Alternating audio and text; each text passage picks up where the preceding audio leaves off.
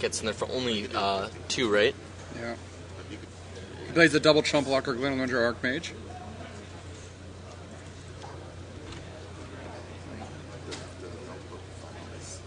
We really need to draw Volcanic Fallout. Yeah, it could be really good here.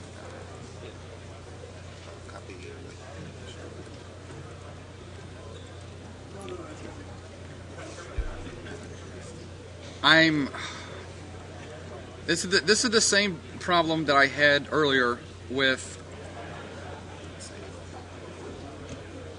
Conley, or maybe the same situation where you're leaving the only untapped land you have is a Misty Rainforest, and you have an activated ability that costs a blue.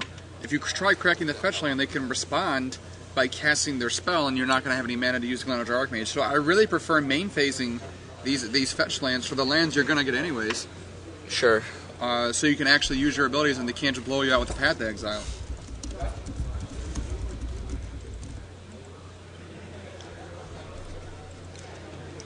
Wow. Runeboggler won a PTQ. We did it. And by we, I mean he did it.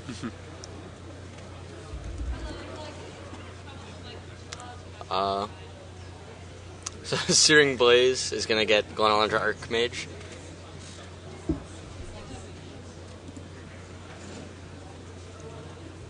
And now he's going to do the play that you suggested. Yeah.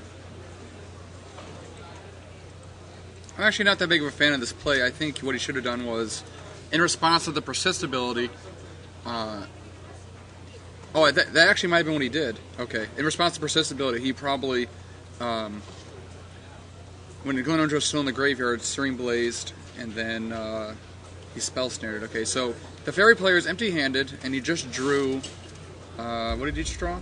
He drew Medevoort, a great top deck.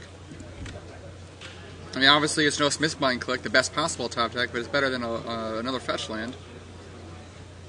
And on the Boros side, we're still looking okay. I mean, if we draw any spell, we're good to go. This Step Link's still swinging. What is he at? His Fairy's at 10? Yep, Fairy's at 10.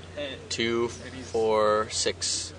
Oh wow, he's taking another 4 damage. He was going to 6. Next turn, he has to now chump block that Step Links for the rest of the game. That Step Links is going to be lethal.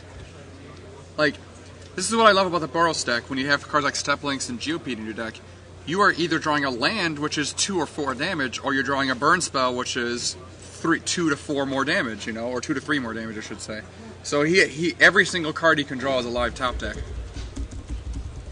Like, basically, you're hoping that he's going to draw another Step Links or a Geopede. That's really, at this point. Fairy player's trying to race. It's a good play that... It's a very good play that he's attacking with he's trying to put some pressure on him. He's attacking for 3, and he's not leaving more than 1 blocker back because he knows, look, I have Glenalundra to counter a burn spell, but if he has like another Goblin Guide or something, whatever, I'm not going to win anyways. And then, okay, so Spellsetter's Right just chump blocks, okay. God, Flagship Trick here was like the best land Peter could draw here. And then some more lands for the Fairy player.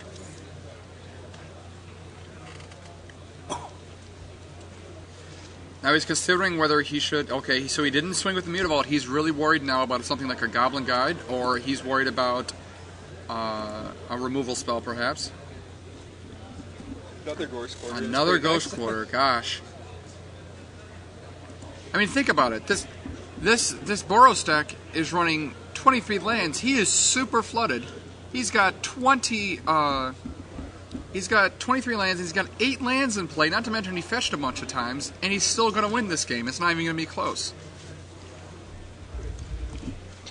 Like, just imagine if 3 of those lands had just been burn spells or more creatures. Like, this match would not even be close.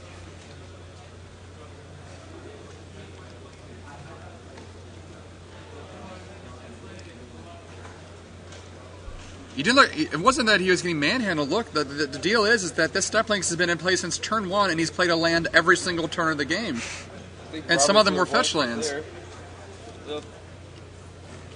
What did Robert draw that? We drew another Medevoort and he played it, I believe, and he's just going to get Ghost Quartered again. And we drew another land, so we draw like 9 or 10 lands. That's actually kind of bad because it blanks the Flagship Trick here.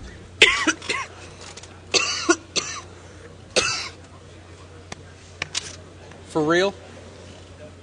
I have the unfortunate problem of reporting that Matt Nass is now 11-0 No bias at all. with no buys. No, I mean you're not biased at all. Oh Matt. no, I'm not biased at all. I mean, to be fair, I actually kind of hope he's in top 8 because I think maybe the variance minefield that all his opponents have been stepping in will be out of minds by then, and then justice will finally be served. Right. Peter ghost quarters his own land. I think he only has mountains left. He got his flagstones? Man, that was a bad choice. And that's game. that's game. I mean, he could have gotten any other land. Like, it didn't matter. Well, no, there's no land to trigger off flagstones in his deck. No, you're right. No, yeah, you're right. Yeah. Same problem as last game. So Peter Brozek wins the match 2-0. Well, I don't know if that's a problem necessarily. He didn't expect to draw like 10 lands. I mean, right? Okay.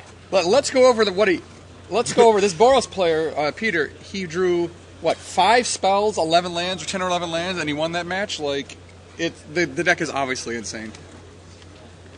We have over 1,000 viewers, 1,200 apparently. They're gonna see our pretty mugs right about now. Yeah, NASA's playing L's, and I must admit, I'm a little quieter in case he's nearby hearing me. I find a lot of his plays and keeps very suspect. So he's a local player, right? I don't know him. I think All he I know is that the one match I saw him cover dice. Yeah. He just made multiple misplays every single turn of the game. So Hey, Sadie Bear. Right now we have. He was splashing white. Standings after round 10. Scrolling, yeah. Looks like I think white's a much better splash. His Proclamation Rebirth is awesome. So Ben's running out there.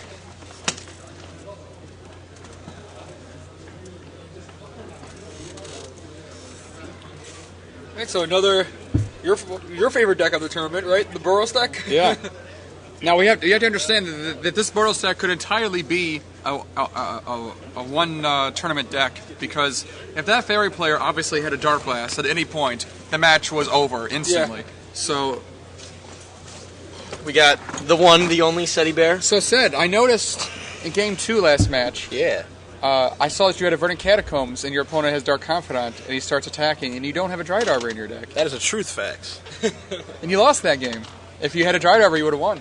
Obviously, you won the match. If I had a but Dryad Arbor, it would have helped. it would have helped. I looked at his hand. His hand was land, and land. Oh, he blanked like the whole game. He blanked like the whole game. But he did draw a Dark Blast at some point. Who knows if he would have had it there, but whatever.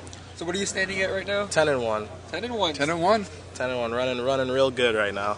You told us this morning at breakfast that you were going to win this tournament. Yeah. I Still did say stand by that. it? I do stand by that. I said on my Facebook on Wednesday or something. Yeah, I I said saw I said I'd be surprised if I didn't win the tournament.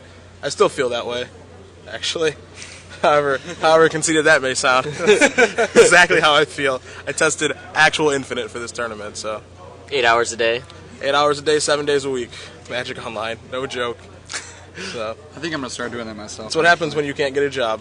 Well, I mean, I haven't had a job for like 6 years or something. Must be. I'm actively searching, cannot get one. Yeah. So I have to play Moto to like pay for rent. It's just real sad.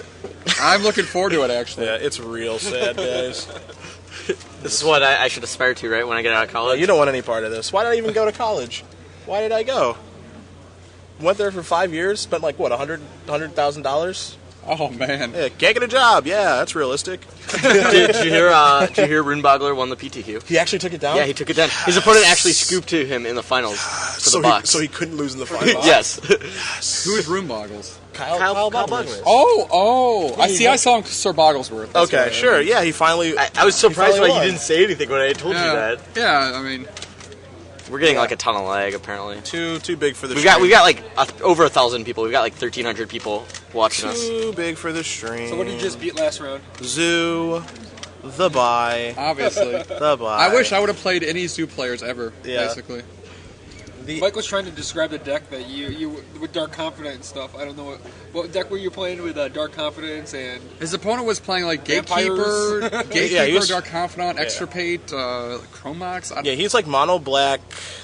I don't know, like mono black garbage, basically. yeah. And And Like, not to be rude. yeah, no, I but mean, garbage, yeah, I mean, basically. pretty much garbage. Just like mono black underpowered deck, really. Exactly. Underpowered is a